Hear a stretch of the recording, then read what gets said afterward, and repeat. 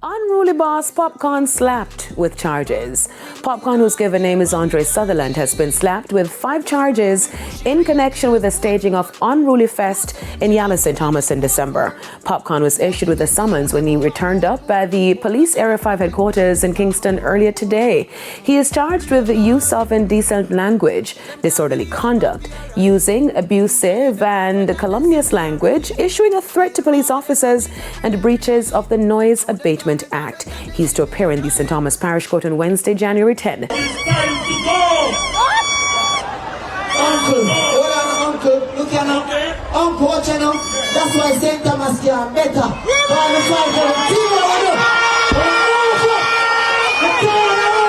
The police were forced to bring the curtains down on Unruly Fest after it was alleged to have exceeded the time allotted for the staging.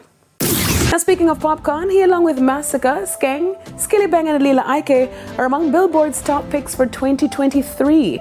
According to Billboard, Ike's soulful track, Good and Great, is a chill yet uplifting offering, reflecting on her blessings from Jah. Now, Massacre's sophomore album, Generation of Kings, the track on it, Wow, featuring Spice, gave him his Fresh Pick of the Month debut, Popcaan's Life is Real single, which was a late entry to the list as part of his surprise project, Best Mood. Dancehall sensation Skeng and Skillibeng's collaboration on Nicki Minaj's Forward from Trini track is also included. Now, Britney Spears says she will never return to the music industry. The international pop star has denied reports of a new album and has stated that she will never return to the music industry.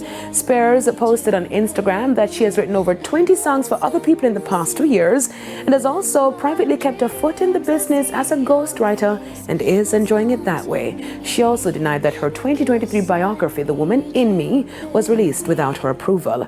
Her last full-length album was Glory back in 2016.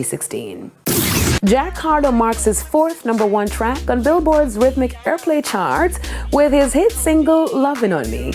The track ascends from #2, dethroning Doja Cat's Ogora Hill's 2-week reign to lead the chart for the week ending. First ruled the chart with What's Popping featuring DaBaby, Tory Lanez and Lil Wayne, which led for 1 week in 2020.